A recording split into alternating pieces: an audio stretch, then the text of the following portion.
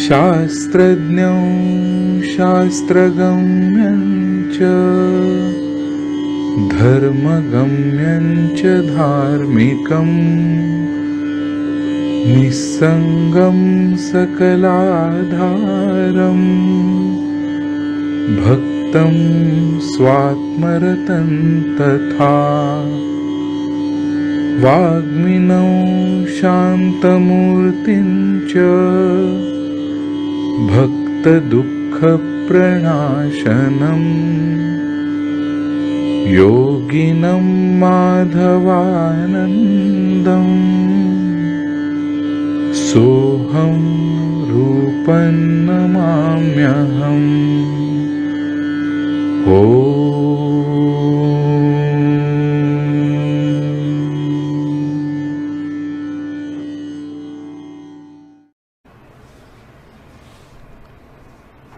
या भागामध्ये जो आज आपण संता घेतली त्याच्यामध्ये दैवी गुणसंपत्ती पहिल्यापासून अभयम सत्व संशुद्धी, ज्ञान योग व्यवस्थिती, दानम दमश्च यज्ञश्च स्वाध्याय तप आर्जव असे एकंदर 27 गुण सांगितले.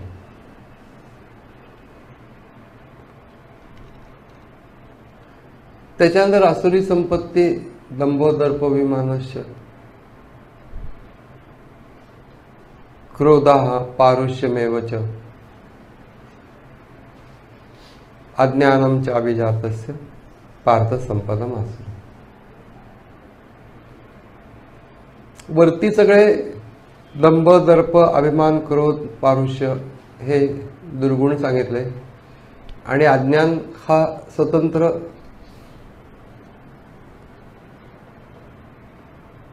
वेगळ्या ओळीमध्ये आला. तसं तिथं मावला नाही म्हणून आलाय असं आपल्याला वाटू शकतं, पण ऍक्च्युअली कसं आहे की हे सगळे जे आहेत दुर्गुण, हे सगळे दुर्गुण अज्ञानातनं निर्माण होतात, म्हणून अज्ञान हा स्वतंत्र. म्हणजे त्याची गीतेची योजना सुद्धा फार ब्युटिफुल आहे. ज्ञानेश्वर महाराजांनी तर याच्यावरती कमाल केलेले. हे जे सगळे दैवी गुण आणि जे आसुरी गुणसंपत्ती या बाबतीत सुद्धा ज्ञानेश्वर महाराजांनी विलक्षण कमाल केलेले. आसुरी संपत्ती असलेल्या लोकांचं बोलणं कसं असतं तर महाराज म्हणतात की धुराड्यातनं निघालेल्या धुरासारखं असतं. किती उपहास करतात त्याच्यामध्ये. धुराड्यातनं निघालेल्या धुराला एक तर काही आकार नसतो, रंगरूप पण चांगला नसतं, नंतर त्याला पाहूनही बरं वाटत नाही, ऐकूनही बरं वाटत नाही, त्रासदायकच असतं ते. हे सगळे जे धुराड्यातनं निघालेल्या धुराचे जे अवगुण आहेत, त्यात महत्वाची गोष्ट म्हणजे अपूर्ण ज्वलनातनं धूर निघत असतो. त्याप्रमाणे अपूर्ण ज्ञानातनं हे सगळं निघत असतं. थोडक्यात म्हणजे असं एकाच दृष्टांतामध्ये अनंत गोष्टी समाविष्ट केलेल्या असतात ज्ञानेश्वर महाराजांच्या. विलक्षण सौंदर्य पूर्ण पण मांडलेलं आहे. आता तेज क्षमा धृती शौचम आपण अभ्यास करतोच आहोत. तेज म्हटल्यानंतर डोळ्याभोवती काहीतरी प्रतिभा निर्माण होते आपल्या, म्हणजे आपल्या मनात प्रतिभा निर्माण होते. तेजस्वी म्हणजे डोक्यावरती काहीतरी वलय बिलय असं पण एक प्रतिभा निर्माण होते. दुसरी गोष्ट म्हणजे कुणाचंही ऐकून न घेणारा तेजस्वी. थोडक्यात म्हणजे तेजस्वी प्रकार भांडखोरपणाच्या जवळ जातो का काय असं पण वाटतं. स्वामी म्हणायचे तसं की नवरा तेजस्वी बायको तेजस्वी घरामध्ये आगच आग.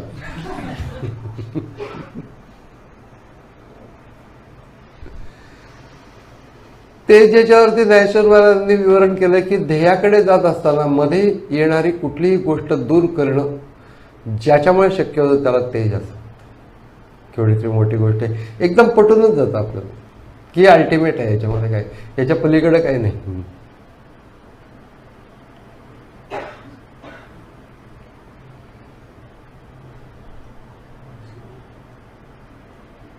ज्ञानेश्वर महाराजांच्या संजीवन समाधीचा दिवस आहे आज आपण बसला आहोत हा आजचा.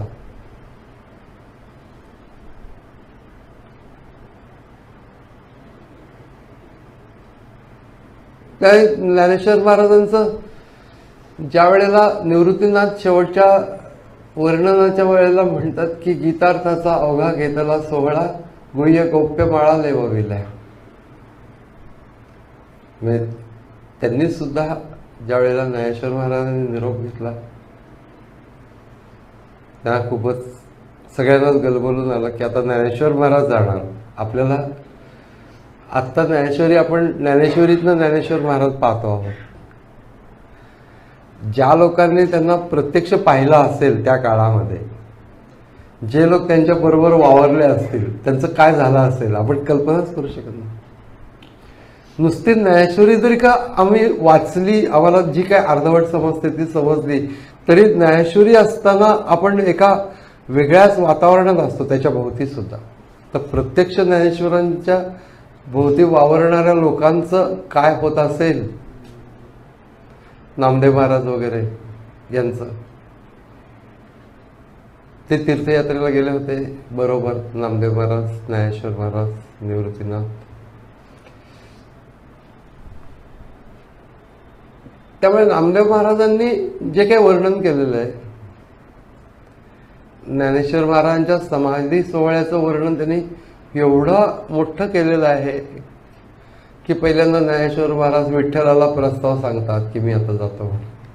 इतकंच खूप सुंदर आहे ते सगळं.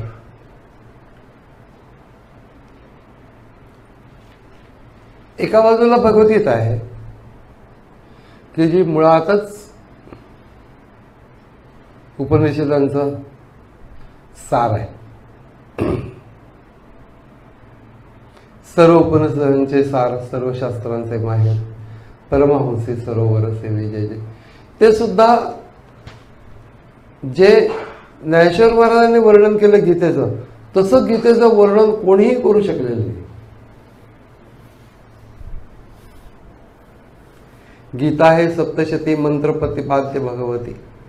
700 श्लोक आहेत म्हणून तिला सप्तशती देवी म्हटलंय.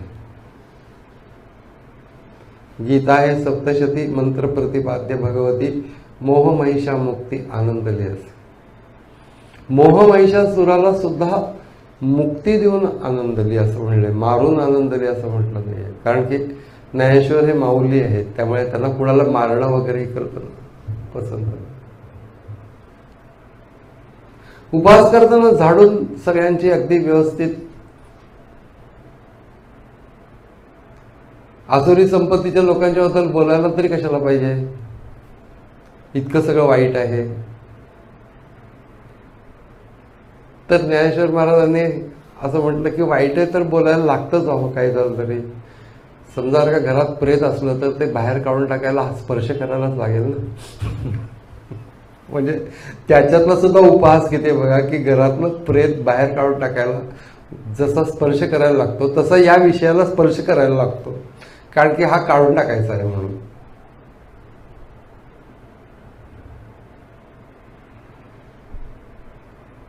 म्हणून जितकं काही सौंदर्य आहे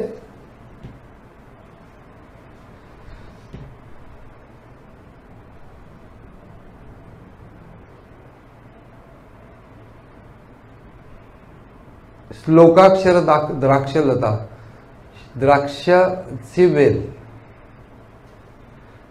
श्लोक जे आहेत ते अक्षर अक्षर म्हणजे ज्यांना व्यय नाही, ज्यांच्या अर्थाला व्यय होत नाही, म्हणजे ते कमी अधिक होत नाही. श्लोकाक्षर आणि दुसरा अर्थ श्लोकांची अक्षर, असं दोन्ही तिथे श्लेष आहे. श्लोकाक्षर ही जणू काही द्राक्षांची वेल आहे, द्राक्षलता. त्या द्राक्षलता म्हणजे द्राक्षांचा मांडव असतो, तुम्ही पाहिला असेल तर त्याला मांडव म्हणतात. त्याच्याखाली सगळी सावली असते. श्लोकाक्षर द्राक्षलता मांडव झाली आहे गीता.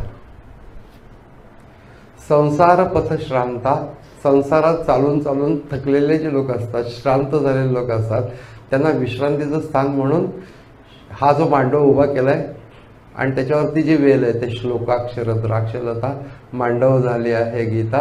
संसार पथश्रांता विसंभावया. सौंदर्यपूर्ण वर्णन ज्ञानेश्वर महाराजांचं प्रत्येक ठिकाणी.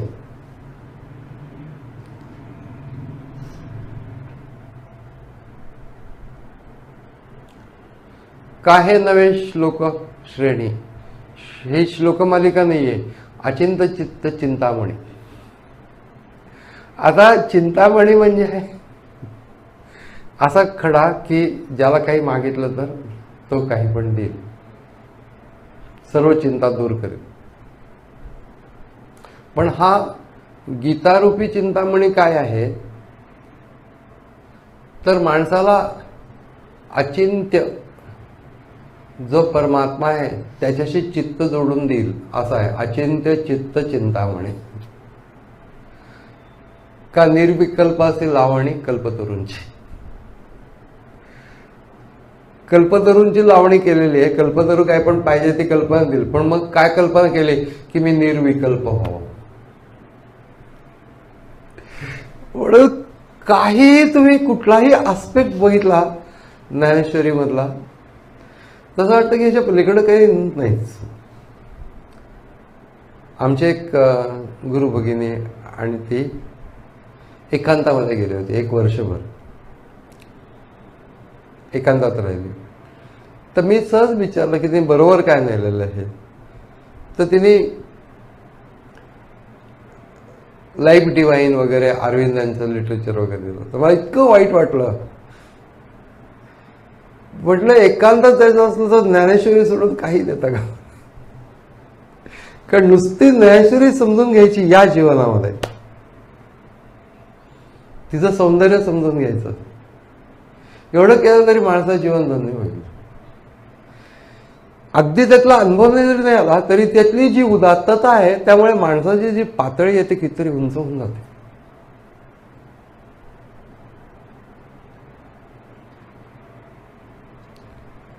गीतेबद्दल जे बोललेलं आहे, व्यासांच्या बद्दल बोललेलं आहे, कृष्णाच्या बद्दल बोललेलं आहे, ओ हो हो, ते तर इतकं अप्रतिम आहे.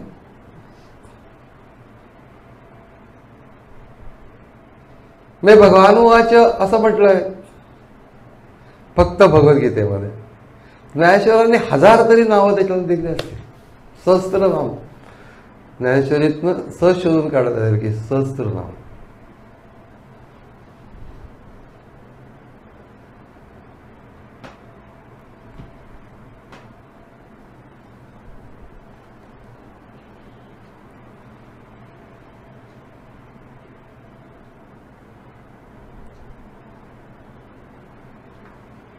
स्वतः ज्ञानेश्वरी बद्दल पण फार सुंदर बोललेलं आहे. नाही तर काय होतं की काही वेळेला इतर सगळ्यांचं मोठेपण गौरव करत राहणे आणि आपलं कमी लेखणे, असं काही ज्ञानेश्वरांनी केलेलं नाही. गीता ईश्वरू भोळा, गीतारूपी ईश्वर म्हणजे शंकर. ईश्वर हा शब्द शंकराला लावला जातो. गीता ईश्वरू भोळा, देव असं म्हणू आपण. गीतारूपी देव हा भोळा आहे. ले व्यासोक्ती सुबनमाळा, व्यासांच्या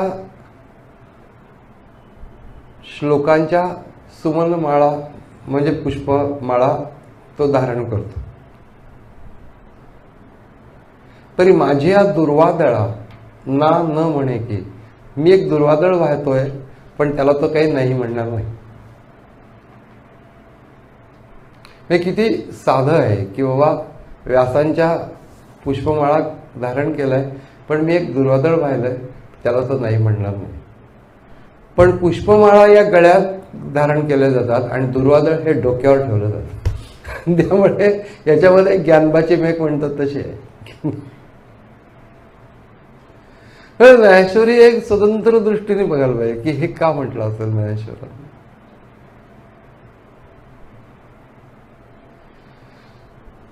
ज्या वेळेला या आसुरी संपत्तीचं जे वर्णन ज्ञानेश्वर महाराजांनी केलेलं आहे ते विस्तृत वर्णन केलेलं आहे. पण सगळ्यात शेवटी 18व्या अध्यायामध्ये ज्या वेळेला ज्ञानीपुरुषांचं क्रमाक्रमाने तो चढत जाऊन अंतिम अवस्थेला कसं जातो हे सांगताना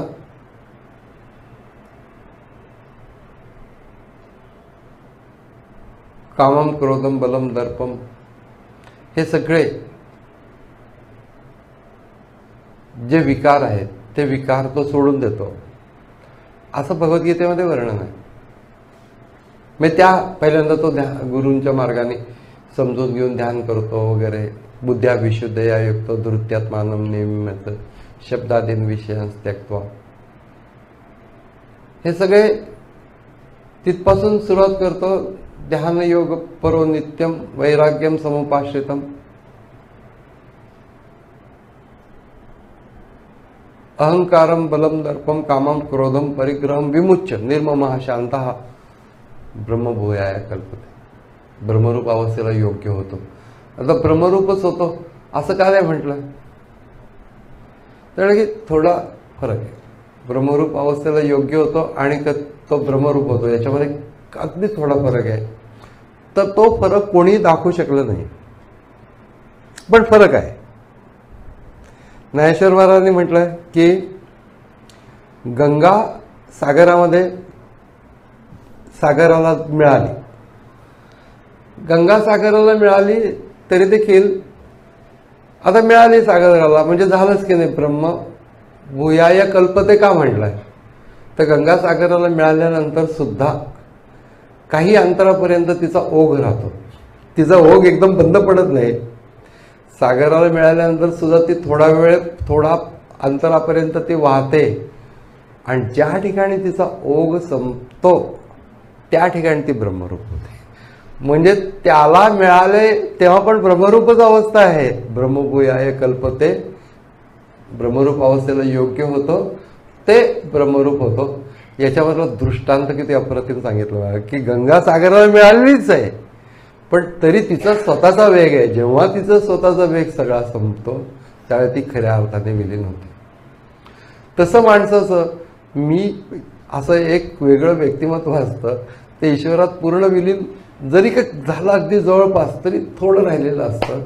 ते ज्यावेळेला होतं त्यावेळेला ते पूर्ण विलीन होतं.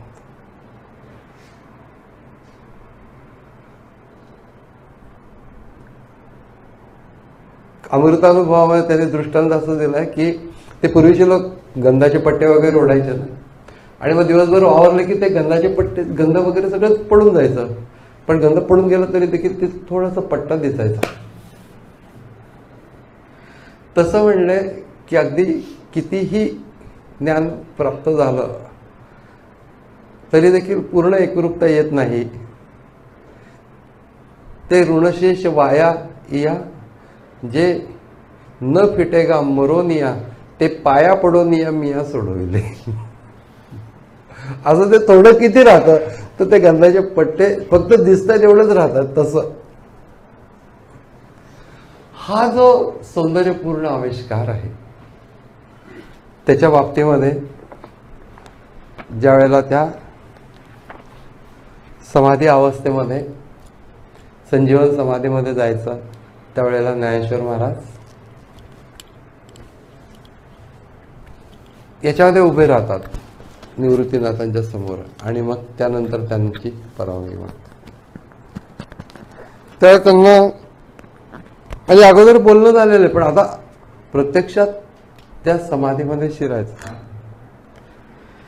तर त्यावेळेला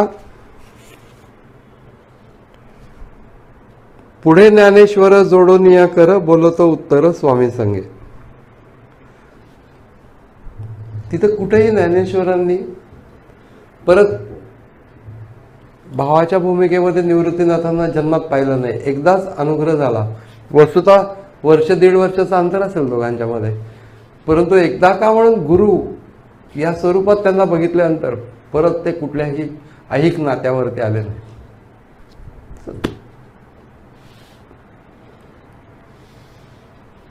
म्हणून त्यांनी असं म्हटलं की पुढे ज्ञानेश्वर जोडून या कर, बोलतो उत्तर स्वामीं संगे. पाळिले पोसिले चालविला लळा. लळा चालवला म्हणजे माझी जी इच्छा होती की गीतेचं मी भाष्य करीन म्हणून, ते तुम्ही पुरवलं.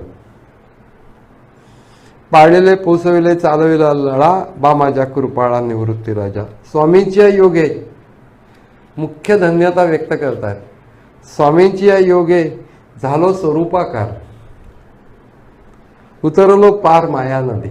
बस आत्मस्वरूप प्राप्त करून घेतलं की माणसाच्या जीवनाची कृतार्थता आणि गुरुशिष्य संबंधाची पण कृतार्थता. फार महत्वाची गोष्ट. ज्ञानेश्वर महाराज त्यांचं सगळ्या वाङ्मयातला सगळ्यात शेवटचा अभंग आहे हा. याच्यानंतर ज्ञानेश्वर महाराजांनी अभंग केले बोललेले नाही आहेत, पण हे शेवटचं बोललेले आहेत की तुमच्या कृपेमुळे ही गोष्ट झाली की मी स्वरूपाकार झालो.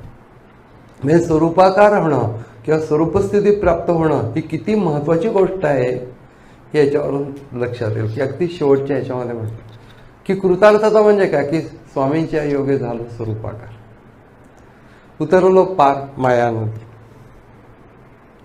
निवृत्तीने हात उतरिला वदना, त्यागेले निधाना आम्हाला का सोडून जातोस म्हणून निवृत्ती राजांनी ज्ञानेश्वरांच्या मुखावरून हात फिरवला. नावा म्हणे देवा देखवे ना मज, ब्रह्मी ज्ञान राजा मिळविला. हे त्यांचं ते एकंदर परस्परांचा व्यवहार एकमेकांशी मला पावत नाही म्हणलं हे नामदेव महाराज. ओसंडून निवृत्ती अलंगी लागला, आणिकांच्या डोळा अश्रू येते. आणि निवृत्तीनाथ ज्ञानेश्वर महाराजांच्या बद्दल बोलतात, अमर्यादा कदा केली नाही येणे, शिष्य गुरुपण सिद्धी नेले. गीतार्थाचा अवघा घेतला सोहळा, गुह्य गौप्य माळा लेवविल्या. फेडली डोळ्यांची अत्यंत पारणे, आता ऐसे कोणी होणे नाही. ज्ञानेश्वरीबद्दल निवृत्तीनाथ बोलतात. म्हणजे अगदी शेवटी ज्ञानेश्वर महाराज सोडून जाताना निवृत्तीनाथ जे बोलतात ते ज्ञानेश्वरीबद्दल बोलतात. त्यांच्या जीवनात इतर अनंत गोष्टी आहेत म्हणजे, परंतु ज्ञानेश्वरी ही किती उच्च गोष्ट आहे हे पण लक्षात येतं. काढून या गुह्य वेद केले फोल, आठवी ते बोल मना माझे. नावा म्हणे संत कासाविस सारे, लावती पदर डोळ्यांचे. आणि नंतर ते इतकं सुंदर आहे की ज्यावेळेला ज्ञानेश्वर महाराजांनी संजीवन समाधी घेतली त्यानंतर निवृत्तीनाथ काय म्हणतात, निवृत्तीदेव म्हणे करिता समाधान काही केल्या मन राहत नाही. कितीही वस्तुतः हे ज्ञानप्रवृत्तीचे आहेत, भगवान शंकरांच्या अवतारातले आहेत निवृत्तीनाथ हे, म्हणजे त्या अंशाने असं समजलं जातं. आणि ज्ञानेश्वर महाराज हे विष्णूच्या अंशाने असं समजलं जातं. आणि एकाच वेळेला शंकर आणि विष्णू दोन बंधूंच्या रूपाने इथे अवतरले आणि त्यांनी हे कार्य केलं. त्याच्यामधला हा जो विशेष भाग आहे ते ज्ञानेश्वर महाराजांनी पहिल्यांदा संजीवन समाधी घेतली आणि निवृत्तीनाथ ते बघत आहेत. अजून एक गोष्ट आहे की निवृत्तीनाथ हे ज्ञानप्रधान विरक्त वृत्तीचे आहेत, त्यामुळे ज्ञानेश्वर महाराज सातील आणि निवृत्तीनाथ सहन करतील. कारण की शंकराचा जो स्वभाव आहे किंवा गुण आहे मुख्य आणि क्षमता आहे ते म्हणजे सहन करणे. हलाहल विष प्राशन दुसरं कोणी केलं नाही, फक्त शंकराने केलं. तेच निवृत्तीनाथांनी या कलियुगामध्ये केलं. कारण ज्ञानेश्वर महाराज, सोपान, मुक्ताबाई या तिघही गेल्यानंतर पण निवृत्तीनाथांनी केलं. म्हणजे ज्यांच्यावर एवढं जन्मभर विलक्षण प्रेम केलं ते सगळे गेले आणि मग निवृत्तीनाथ सगळ्यांच्या नंतर बांधल्या तळाचा फुटला से पाट ओग 12 वाटा मुरड जाते. बांधलेलं तळ ज्ञानेश्वर गेल्यानंतर त्यावर कसं बसं आवरून धरलं होतं, परंतु संजीवन समाधी घेतल्यानंतर बांधलेल्या तळ्याचा फुटला से पाट ओग 12 वाट मुरड जाते. बांधल्या पेंढीचा सुटला से आळा तृण राणू माळा पांगला से.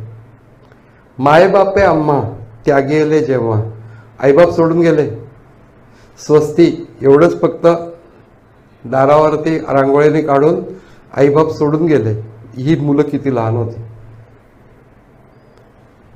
मायबापे आम्हा त्यागेले जेव्हा, आईचे संकट तेव्हा झाले नाही. तेव्हा सुद्धा मला इतकं वाईट वाटलं नव्हतं जेव्हा आता ज्ञानेश्वर संजीवन समाधीला गेल्यानंतर जसं वाटतं तितकं दुःख त्यावेळेला पण झालं नव्हतं. निवृत्तीनाथ नावा म्हणे पेट देवा, पेटला हुताशन, करा समाधान निवृत्तीच. अशा रीतीने ज्ञानेश्वर महाराजांचा संजीवन सोहळ्याचा दिवस आज, त्यानिमित्ताने थोडं तो प्रसंग स्मरण करावा म्हणून मला असं वाटलं की ज्ञानेश्वरी काय, किती उंची लोक समजतात. आपण हे लक्षात ठेवलं पाहिजे की आम्हाला ज्ञानेश्वरी नाही जरी करतो, आपण तर प्रयत्न करू 100% की जास्तीत जास्त सोप्या पद्धतीने दृष्टांत विकसित करून आपण ज्ञानेश्वरीची सेवा म्हणून जरूर करायचा प्रयत्न करू. अर्थात त्यांनी प्रेरणा दिली तर ते होईल, पण तरी देखील प्रत्येकाने हे अगदी नक्की करायचं ठरवावं की काही जन्मात नाही केलं तरी देखील अभंग ज्ञानेश्वरी वाचेल. कारण ज्ञानेश्वरी समजणार नाही समजा त्यांच्या त्या भाषेच्यामुळे, पण अभंग ज्ञानेश्वरी अगदी 100% समजणार. रोज थोडी थोडी वाचायची, मग आपल्याला कळत जाते. श्लोक आणि ज्ञानेश्वरी, श्लोक आणि ज्ञानेश्वरी याच्यामधला संबंध कळतो. एवढं एक केलं आयुष्यामध्ये, दुसरं काही एकही आध्यात्मिक ग्रंथ नाही वाचला तरी चालेल, कारण हे सगळं अध्यात्म या एकाच ग्रंथामध्ये. आणि नुसतं अध्यात्म नाही, सौंदर्यासहित आहे, पूर्ण सौंदर्य, सगळ्या प्रकारचं सौंदर्य. पण ज्ञानेश्वर महाराजांना नमस्कार करायचं तर आपण भावनेने करतोच, परंतु आपल्या जीवनाचा नमस्कार एक त्यांना घडावा यासाठी म्हणून एकदाच का होईना पण तो ज्ञानेश्वरी अभ्यास पूर्ण रीतीने वाचली पाहिजे. हरिओम तत्सत.